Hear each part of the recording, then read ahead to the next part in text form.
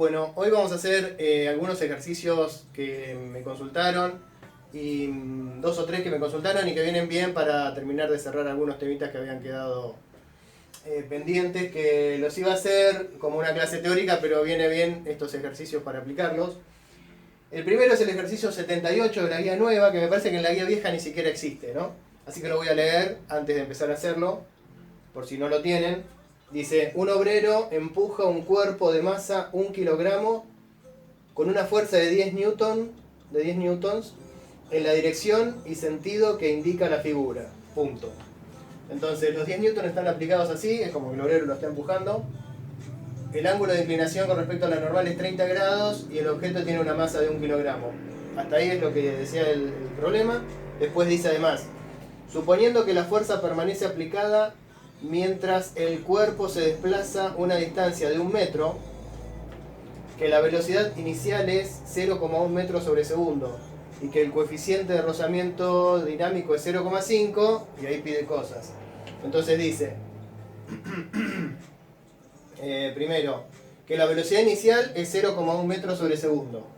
Ok, que el coeficiente de rozamiento dinámico es 0,5 y que bla bla bla bla. La fuerza permanece aplicada mientras el cuerpo se desplaza a una distancia de 1 metro. ¿Okay? Esos son los datos. Entonces después pide halle los trabajos realizados por cada una de las fuerzas y el trabajo total hecho sobre el cuerpo, y halle la variación de la energía cinética del cuerpo y la velocidad final del cuerpo. Este problema está hecho prácticamente para que uno aplique una cosa que se la suele denominar... ¿cómo era?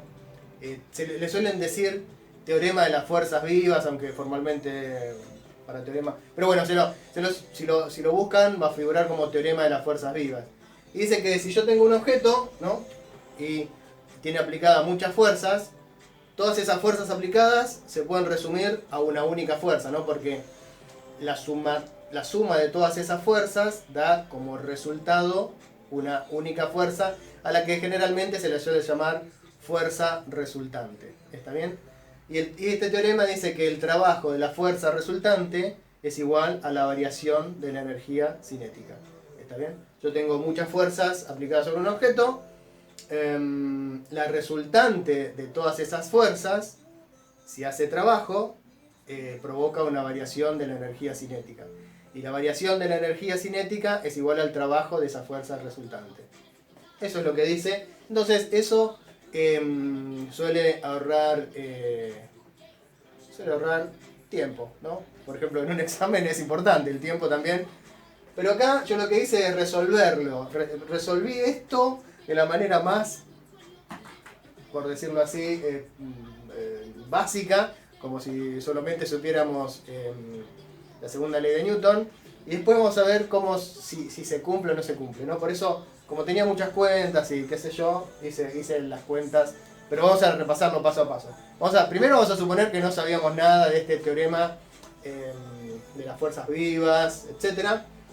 Entonces digo, a ver, vamos a empezar como si fuera un problema de dinámica, como si no tuviera que calcular nada de ningún trabajo.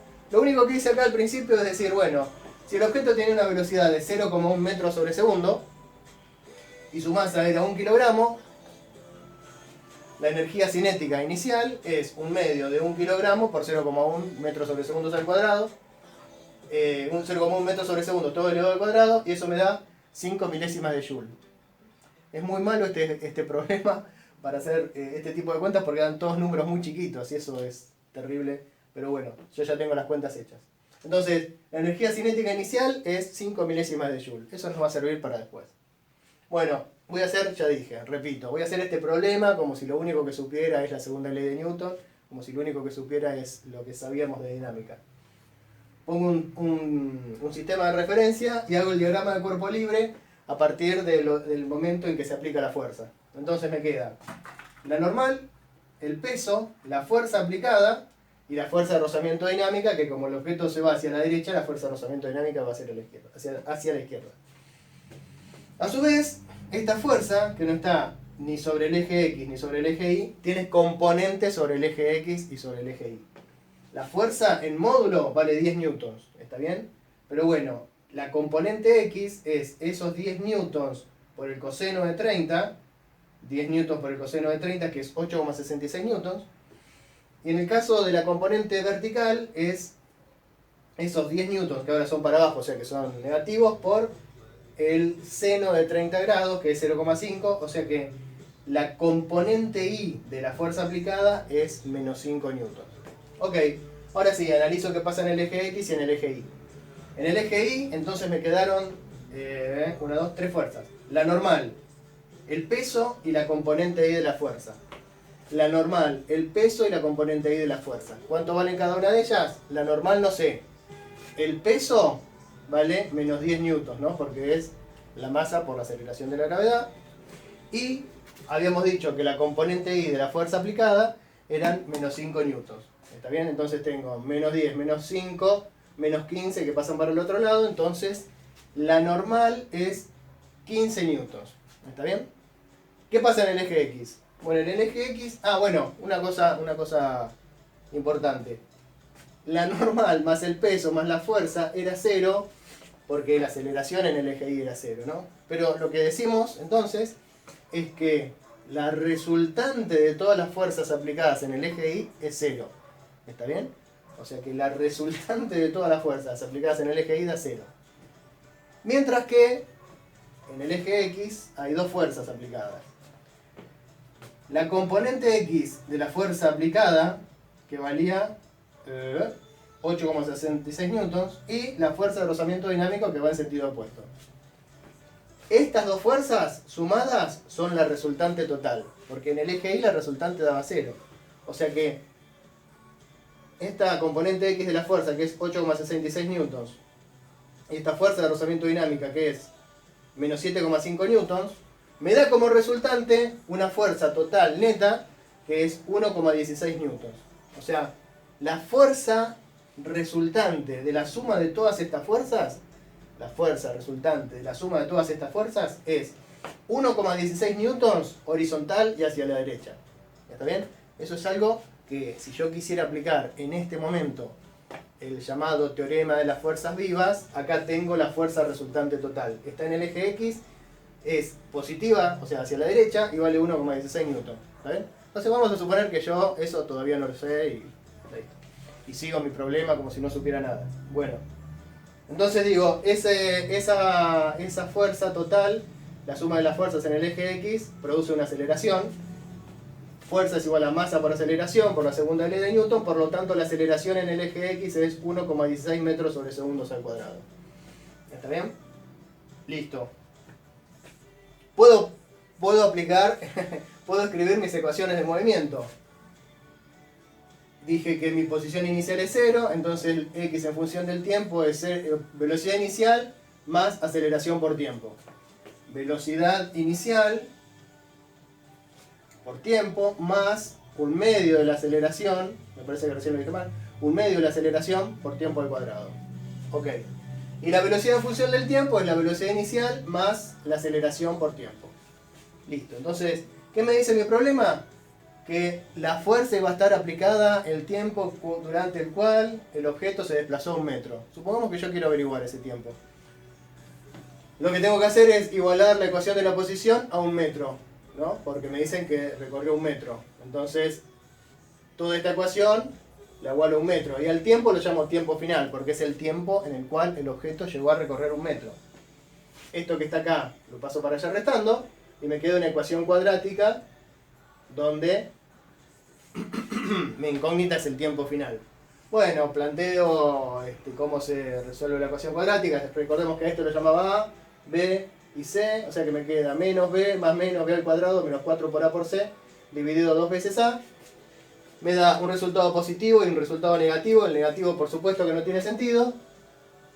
Y mis cuentitas me dicen que para recorrer 1 metro tardó 1,23 segundos. Si tardó 1,23 segundos, yo ya puedo calcular cuál es la velocidad final con la que llega. La velocidad final con la que llega es esta ecuación en donde en el tiempo pongo el tiempo final, que es 1,23 segundos. Y esta cuenta está hecha acá. ¿Está bien? Y eso me da 1,5268 metros sobre segundos. Y le pongo muchos decimales, ahora van a ver por qué. Entonces, ya está. si no hubiese sabido nada de energía y solamente sabía la segunda ley de Newton, pude hacer todas las cuentas que tenía que hacer, que eran miles, como ya vieron, y llegamos a que la velocidad final es 1,5268 metros sobre segundo. Y ahora dije, como yo calculé la energía cinética inicial, puedo calcular la energía cinética final, porque ya tengo la velocidad final, que es 1/2 de la masa por la velocidad final al cuadrado. Y me da 1,165 joules. ¿Está bien? Entonces, ahora, supongamos que de repente me dicen, mirá, existe el llamado teorema de la... Un mal momento para que me dé tos. El teorema de las fuerzas vivas, que dice que el trabajo de la fuerza resultante es igual a la variación de la energía cinética. Y yo digo, pero me lo avisaste tarde porque yo ya hice todas las cuentas. Pero bueno, esto nos va a servir para comprobar si eso era verdad. No es una comprobación, pero es una mostración de si esto está funcionando o no. A ver, dijimos que la fuerza de la resultante total de las fuerzas aplicadas era 1,16 newtons. 1,16 newtons. Era una fuerza horizontal y hacia la derecha, por lo tanto positiva en X, y que realizó un trabajo de 1,16 newtons multiplicado por 1 metro. ¿Está bien? Porque el desplazamiento también es sobre el eje X y hacia la derecha. Entonces, desplazamiento positivo en X, fuerza positiva en X, el trabajo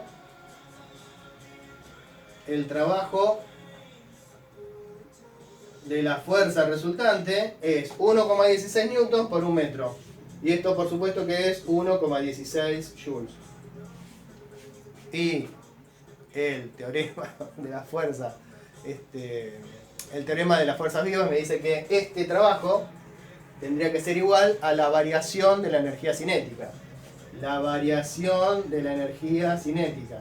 ¿Qué es la variación? Lo final menos lo inicial. ¿Cuánto es la energía cinética final? Y bueno, es 1,165 joules. Y la energía cinética inicial es 5 milésimas de joule, ¿no? 0,005 joules. Y esto no te puedo creer, pero te da 1,16 joules. ¿Está bien? Entonces, este problema a lo que apuntaba era a que en lugar de hacer cualquier camino cuentoso y lo que sé yo, se podía resolver de esta manera. El trabajo de la fuerza resultante, ¿está bien?, es igual a la variación de la energía cinética. Otra manera de resolverlo era decir, bueno, ¿cuánto es? A ver, decía, halle los trabajos realizados por cada una de las fuerzas y el trabajo total hecho sobre el cuerpo. Otra manera era pensarlo así. Entonces, esa manera, esto ya lo voy a borrar, ustedes pueden hacer captura de pantalla, lo que sea. Así que, bueno, acá es muy potente, ¿no? Como se nota cuando usamos argumentos energéticos, cómo la cosa es mucho más económica en lo que se refiere a cuentas, ¿no? Comparado con solamente aplicar dinámica. Bueno, lo que decía en el problema era calcular el trabajo de cada una de las fuerzas. Entonces, bueno, a ver, si yo no hago una descomposición y me quedo solamente con la normal, el peso y esta fuerza, F, y la fuerza de rozamiento, por empezar, ¿qué trabajo hace la normal? La normal es una fuerza vertical y el desplazamiento es horizontal. O sea que el desplazamiento respecto de la normal son perpendiculares, forman 90 grados entre ellos. Por lo tanto, la normal no realiza trabajo. ¿Está bien? La normal no realiza trabajo. El peso tampoco realiza trabajo. El peso también es vertical, el desplazamiento es horizontal. Los únicos que hacen trabajo son la fuerza de rozamiento dinámica. Uy, la borré. Era 1,16 creo. Lo voy a tener que volver a calcular porque porque borré lo que valía. Lo único que tengo es la fuerza de rozamiento dinámica y la componente X del peso. Entonces, el trabajo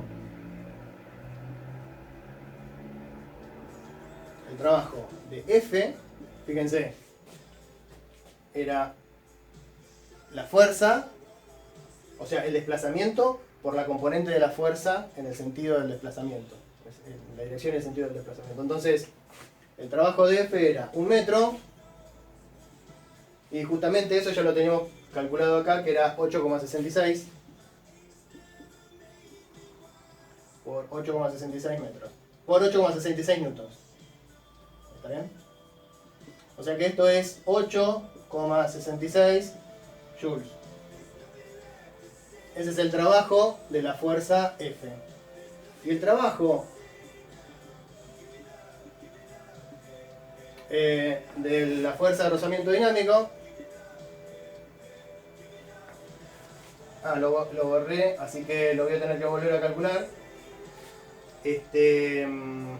A ver, normal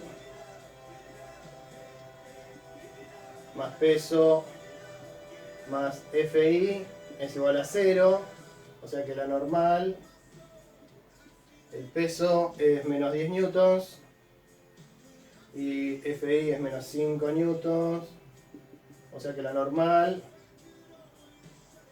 es 15 newtons, o sea que la fuerza de rozamiento dinámica,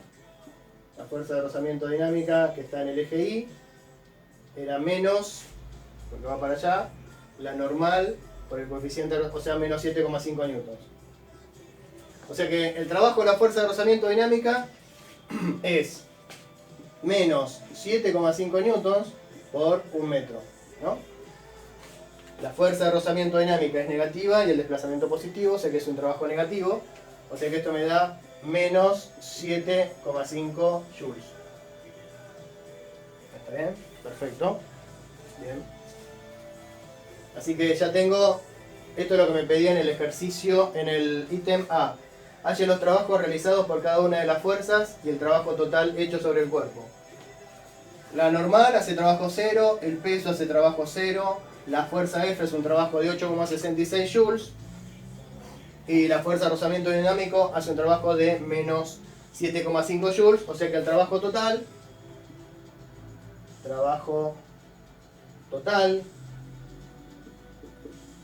que el trabajo total es igual al trabajo de la fuerza resultante, que ya lo habíamos calculado antes y es obvio que nos va a dar 1,16. Entonces es 8,66 menos 7,5 es 1,16.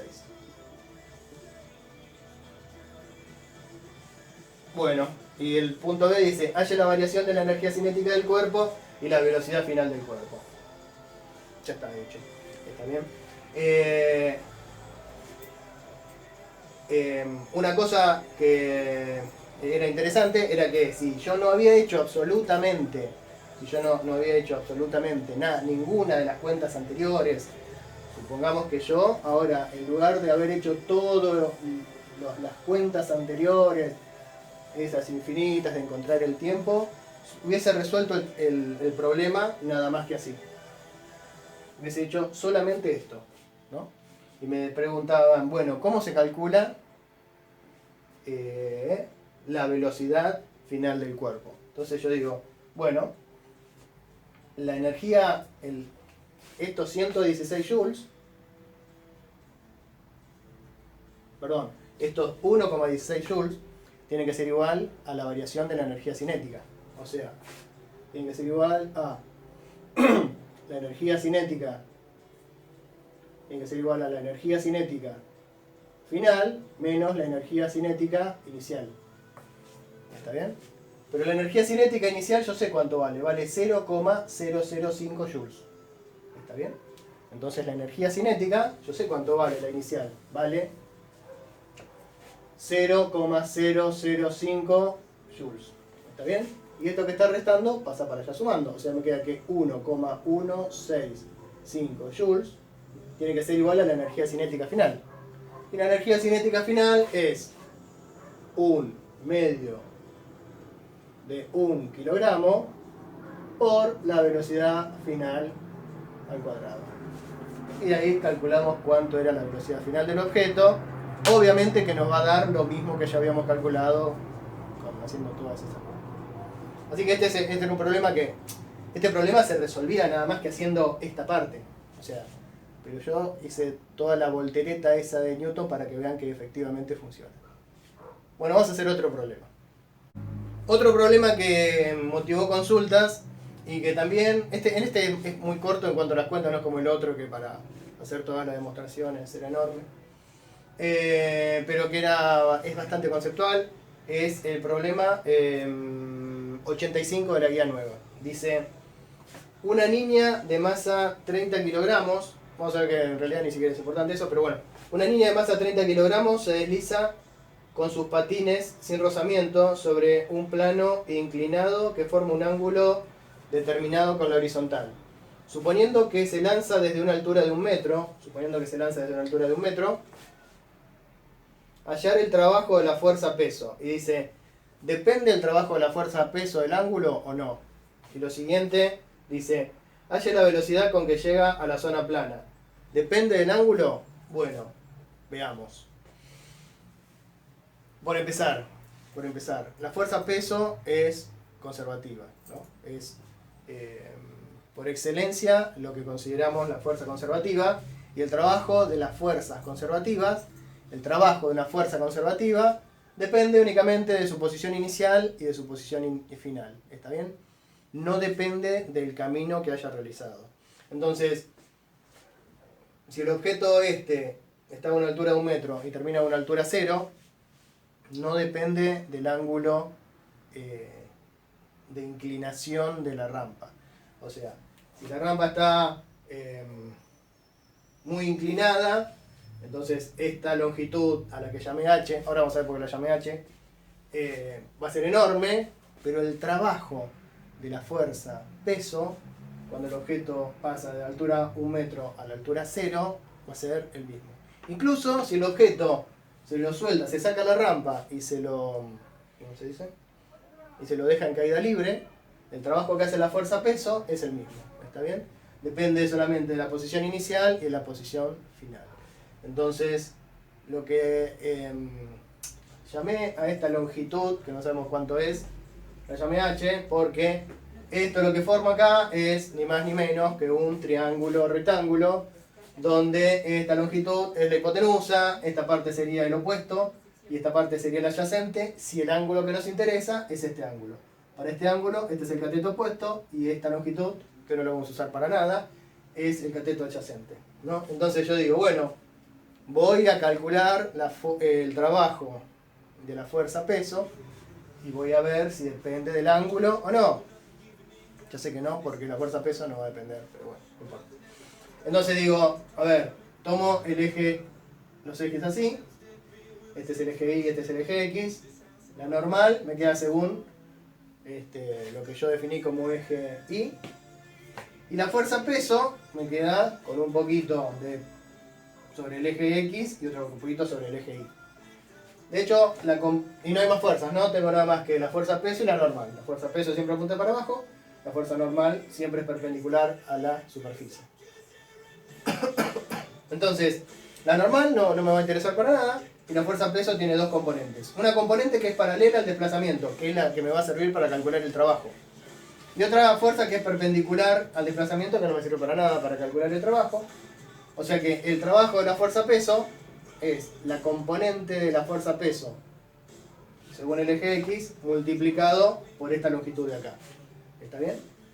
Y la componente X de la fuerza peso es el peso multiplicado por el seno del ángulo. ¿Está bien? Entonces ya está. El trabajo de la fuerza peso es el peso por el seno del ángulo por h. Listo. Ahora me dirán, bueno, pero eso no es lo que me pregunta el problema. Bueno, sí, lo que pasa es que ahora lo que yo tengo que hacer es ver qué es el seno de un ángulo. El seno del ángulo es el opuesto dividido la hipotenusa. Entonces la fuerza peso multiplicada por el seno del ángulo es lo mismo que el opuesto sobre h. El opuesto vale 1 metro y h no sé cuánto vale. O sea que es 1 metro dividido h. multiplicado por h. Entonces, independientemente de cuánto valga el ángulo, h se va con h y me queda que el trabajo de la fuerza peso es el peso por un metro. ¿Está bien? Entonces, ya está. Si volvemos ahora que ya nos quedamos con este resultado, si volvemos a poner los ejes como siempre, decimos que esto sería x y esto es y. Entonces si volvemos a estos ejes de acá, acá el peso es menos 10 metros sobre segundos al cuadrado por 30 kilogramos. Por 30 kilogramos por un metro. Y eso es 300 menos 300 kilogramos por metro sobre segundo al cuadrado es newton por un metro de joule, o sea que esto es menos 300 joules. Entonces no depende de ese ángulo. Las fuerzas, el trabajo de una fuerza conservativa para ir de un punto hasta otro punto no depende del trabajo, no depende del camino que haga, ¿está bien? Solamente depende de los extremos. Dice, halla la velocidad con que llega a la zona plana. ¿Depende del ángulo? Bueno, la velocidad con que llega a la zona plana no depende del ángulo, ¿no? Para eso tenemos que usar, lo único que tenemos que usar es el teorema de conservación de la energía mecánica, ¿no? Inicialmente acá, a ver, voy a borrar esto para tener un poquito de... Esto lo voy a borrar, bueno, ya está. Ustedes hacen captura de pantalla, lo que sea. La segunda parte del problema es decir, bueno, cuando se desplaza desde acá arriba hasta acá abajo, no hay ninguna fuerza no conservativa que haga trabajo, ¿no? La única fuerza no conservativa que hay es la normal, y la normal no hace trabajo. La energía mecánica inicial, es un metro, es puramente potencial gravitatoria, ¿no? No hay potencial elástica. Inicialmente el objeto estaba quieto, una niña creo que era, pero estaba quieta. Entonces la energía mecánica inicial es puramente potencial gravitatoria, o sea, 10 metros sobre segundos al cuadrado por la altura que es un metro, por la masa que es 30 kilogramos, kilogramos por metro sobre segundo al cuadrado por metro es joule, o sea 300 joules. Y la energía mecánica final es puramente cinética, porque acá abajo la energía potencial gravitatoria es 0 y la potencial elástica también es 0, o sea que es un medio de la masa, que es 30 kilogramos, por velocidad final al cuadrado. ¿Está bien? Bueno, igualo, como el trabajo de las fuerzas no conservativas es 0, la energía mecánica inicial y la final tienen que ser iguales, o sea que 300 joules tienen que ser igual a, bueno, 30 dividido 2 es 15 kilogramos por la velocidad final al cuadrado. 300 dividido 15 es 20, ¿no? 20 joules. Y hay que sacar la raíz cuadrada de eso, o sea, raíz cuadrada de esto de acá, esto dividido 15. ¿Dónde está esto? Es 4,47, ¿puede ser?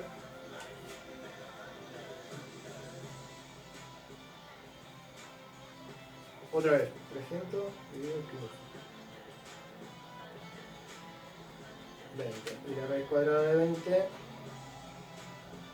4,47.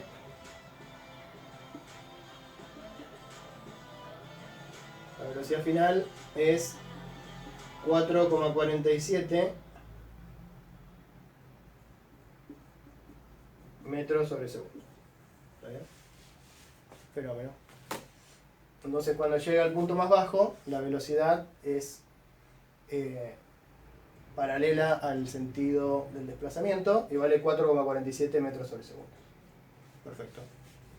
El último problema que me habían consultado, pero que fueron consultas que tenían que ver con más unos errores de tipeo de la guía que de otra cosa, pero igual lo vemos. Es el que yo llamé 86 bis de la guía nueva. ¿Por qué? Porque en la guía nueva vienen los problemas 78, 79, 80, 81, 82, 83, 84, 85, 86 y otra vez el 86. Y además este problema, no sé cómo se metió acá, fue un error de tipeo, porque además habla de conservación de la cantidad de movimiento y todavía en este punto no se había visto eso. Entonces, y además tiene unos errores de tipeo, que se los digo ahora para que lo puedan hacer. Y dice lo siguiente, dice, un bloque puntual, este bloque de acá, un bloque puntual de 1 kilogramo se encuentra en reposo comprimiendo a un resorte ideal en una determinada cantidad. El resorte tiene una constante elástica de 400 newton sobre metro y en el instante cero se suelta el bloque y comienza a deslizarse por una superficie sin fricción A, B, C. Cuando se suelta, lo que se indica era que este resorte estaba siendo comprimido porque había alguna, no sé, una traba mecánica ahí, y entonces alguien liberó esa traba, plum, y salió. Que dije ABC. Dice, solo existe fricción en el tramo que va desde C hasta D. Ver figura. Y en la figura, esto está marcado como 10 metros, pero no queda claro cuánto es el coeficiente de rozamiento dinámico, porque está superpuesto. Entonces, el coeficiente de rozamiento dinámico es 0,5 y la distancia es 10 metros, ¿ok? Fin. Esas eran muchas de las preguntas. Ah, y esto me dicen que es 1 metro. O sea, la altura esta era 1 metro. ¿Está bien? Eso es importante porque significa que inicialmente la energía mecánica inicial es la potencial elástica más la potencial gravitatoria. Bien. Después dice, ¿qué fuerza máxima ejerce el resorte sobre el bloque?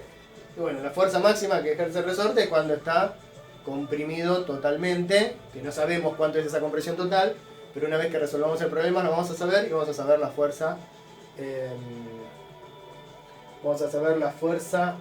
máxima que el resorte hace sobre el bloque. Y la fuerza mínima, una vez que lo suelta, hace fuerza cero. Así que esa pregunta no sé a qué viene. Y después dice, haya el tiempo que demora en detenerse. Entonces, el tiempo que demora en detenerse, lo único que tiene sentido esa pregunta es el tiempo que tarda en detenerse cuando va desde C hasta D. Este tiempo, ¿está bien? Este tiempo. El tiempo que tarda en detenerse cuando va desde C hasta D. ¿Está bien? Porque el problema dice que cuando llega a D, ¡boom! Ahí se detuvo. ¿Está bien? Se le acabó la energía. Bueno, eso es lo que dice este problema. Eran todas preguntas del enunciado que la verdad está bastante... bueno, después discuta sobre si se conserva o no la energía y la cantidad de movimiento durante el tramo durante cada tramo del proceso. Bueno, ¿cómo se resuelve este problema? Este problema se resuelve de atrás para adelante. Se dice, acá, la energía, cuando el objeto llega acá, la energía del objeto es 0. ¿Está bien? Entonces digo, a ver, como sé que la energía acá es 0, el trabajo de la fuerza de rozamiento en esta zona era igual y de sentido opuesto a la energía que tenía el objeto al comenzar el tramo C, ¿no? Entonces, y desde acá hacia atrás, la energía mecánica es la misma. Entonces, yendo, ahora sí, de adelante hacia atrás, acá teníamos una cierta energía, que era potencial gravitatoria más elástica. Ya en este punto era solamente cinética y potencial gravitatoria. Y en este punto era puramente cinética. ¿Está bien? En todo este tramo la energía se conserva. En este tramo la energía no se conserva. ¿Está bien? Bueno, ¿qué pasa con la cantidad de movimiento? La cantidad de movimiento entre cuando se suelta del resorte y hasta el punto B, cuando se suelta del resorte y hasta el punto B, en ese pequeño tramito la cantidad de movimiento es constante porque desde A hasta B la velocidad es constante, ¿no? Acá la velocidad va aumentando, ¿no? Suponiendo que acá no hay ningún tramo que sea horizontal, Acá la velocidad tampoco se mantiene constante porque hay una aceleración producida por la fuerza de rozamiento. O sea que, suponiendo que el objeto se suelta en A y que este tramo es horizontal, entre el tramo A y B la cantidad de movimiento permanece constante y en ningún otro tramo permanece constante. Y la energía permanece constante desde que está en el resorte hasta que llega a C, y entre C y D se gasta. Entonces, esas cuentas las tienen que hacer ustedes, porque si no, les saco toda la diversión y lo último que quiero es quitarle la diversión a ustedes, que seguro que están muy deseosos de hacer este problema, y es un buen problema, parecido a lo de los exámenes, ¿eh? Vale la pena. Nada más.